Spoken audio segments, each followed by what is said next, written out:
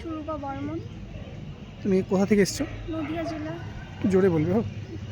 নদিয়া জেলা থেকে এসছো? হ্যাঁ। ও বলছি তুমি যখন ইন্টারভিউ রুমে প্রবেশ করলে কি বলে প্রবেশ করলে? আসতে পারি স্যার? তো ওনারা বললেন যে হ্যাঁ এসো, বা ধন্যবাদ জানালাম। তারপর বললো যে বসো। বসার পরে তো ওনারা জিজ্ঞেস করলেন যে আমি যেহেতু রাজবংশীতে ছাড় নিয়েছি হাইটে, তো ছাড় কেন নিয়েছি সেটা জিজ্ঞেস করলো, আর আমার হাইট কত সেটা জিজ্ঞেস করলো।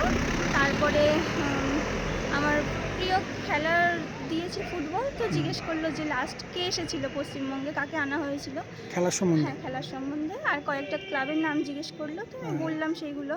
তারপর আমার নামের মানে জিজ্ঞেস করলো। তোমার নামের মানে জিজ্ঞেস করলো? হ্যাঁ। আর আমি মানে কোয়ালিফিকেশান কি দিয়েছি, আমার এইচএস দেওয়া ছিল, তো গ্র্যাজুয়েশন ছিল না, তো আমি বললাম সেটা দিয়ে। তারপরে জিজ্ঞেস করলো যে দর্শনীয় স্থান তো ভিতরে অভয়ারণ্য দিয়েছো, তো ওখানে কি কোনো দিন গিয়েছো? আমি বলছি না স্যার। বলছে কেন যাওনি? কেন? বলছি বাড়ি থেকে যেতে দেয়নি।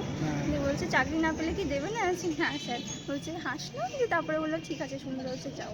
ও তার মানে তুমি প্রথমে যখন ইন্টারভিউ রুমে প্রবেশ করলে আমি আসছি স্যার, আমি কি আসতে পারি স্যার? আমি কি আসতে পারি এটা বলে প্রবেশ করেছো। হ্যাঁ। তখন বললেন যে স্যারদের কাছে গেলে, এই যখন গেলে তখন কি নার্ভাস ফিল লাগছিল? অবশ্যই, এটা আমার প্রথম তো। ও তোমার এটা ফার্স্ট টাইম ইন্টারভিউ? দিয়ে নার্ভাস ফিল মনে হচ্ছিল? দিয়ে ওখানে কতজন আধিকারিক ছিল? 5 জন ছিলেন। 5 জন ছিলেন। ও তা 5 জনের মধ্যে কতজন মানে ছেলে, মানে কতজন ম্যাম ছিলেন, কতজন স্যার ছিলেন? ছিলেন না, 5 জনই স্যার ছিলেন। 5 জনই স্যার ছিলেন। আর 5 জন স্যারের মধ্যে কি মানে কোনো স্যার কি খুব রাগী?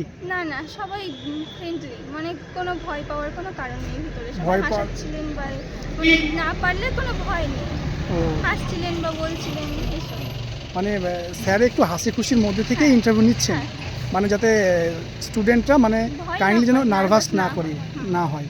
তো তুমি ওটা বললে, বলার পরে তোমাকে সাবজেক্ট তাহলে জিজ্ঞাসা করেছিল? হ্যাঁ, যে গ্র্যাজুয়েশন কিসে করেছে, তোমার অনার্স কিসে ছিল? তো আমি বললাম যে স্যার আমার অনার্স ছিল, আমি পাশেই আর কি ভর্তি হয়েছিল। তো আমাকে আর কিছু জিজ্ঞেস করেনি ওখানে। ও তাহলে পাস কোর্স নিয়ে তুমি পড়াশোনা করেছো, তাহলে তাহলে তোমাকে কী কী কোশ্চেন করেছিল কয়েকটা যদি বলো। ও জিজ্ঞেস করেছিল অনার্স ছিল না, আমি বললাম যে না স্যার আমার ছিল না, তো বললো যে ও ঠিক আছে।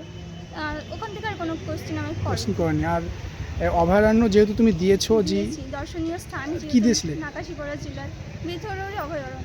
ও বেথিয়াডোরি অভয়ারণ্য তুমি দিয়েছিলে ওটা। হ্যাঁ। তো আর ওখান থেকে কিছু কোশ্চেন করছিল? না, ওই একটাই করেছিল যে কোনোদিন গিয়েছে, আমি বলছি না স্যার আমার যাওয়া হয়। ও আর এমনি এমনি স্যাররা মোটামুটি ব্যবহার ভালোই করছেন? হ্যাঁ। আর প্রপারলি তুমি কত সালে মানে মাধ্যমিক দিয়েছো? 2019-এ। 2019-এ মাধ্যমিক দিয়েছো। আর আর তুমি মানে প্রেজেন্ট টাইম কোন ক্লাস পড়ছো এখন রানিং? আমার গ্র্যাজুয়েশন তো শেষ হলো। গ্র্যাজুয়েশন শেষ হলো। কত সালে শেষ হয়েছে? 2024-এ শেষ হয়েছে। তো তুমি যে পুলিশে এসছো, তোমার টোটালি কত মার্কস রয়েছে? 30 মতন, 30। তো তোমার কোনো কাস্ট রয়েছে? হ্যাঁ, এসছি, শিডিউল কাস্ট। আর বলছি এখানে পুলিশ ভেরিফিকেশনের সময় ডকুমেন্টে যদি কারো কোনো নামের বানান ভুল থাকছে কিংবা বাবার কোনো স্পেলিং ভুল থাকছে, তাহলে কি সমস্যা হচ্ছে? মানে তারা কি সংশোধন করতে দিচ্ছেন? আবার দুজনকে দেখলাম যে রিজেক্ট করেছে, ওনাদের বলছিলেন যে দুজনের হবে না, রিজেক্ট করে দিয়েছে। দুজনকে রিজেক্ট করে দিয়েছে অলরেডি? অনেক সমস্যা হচ্ছে ভিতরে, তো ওইটা নিয়ে ওনারা কথাবার্তা বলছে। তো দুজনকে অলরেডি তাহলে রিজেক্ট করে দিয়েছে ডকুমেন্ট ঠিকঠাক না নিয়ে যাওয়ার জন্য। ও আচ্ছা, তাহলে যাই হোক, তাহলে তোমার ইন্টারভিউ মোটামুটি যাই হোক, নার্ভাস ফিল হয়নি?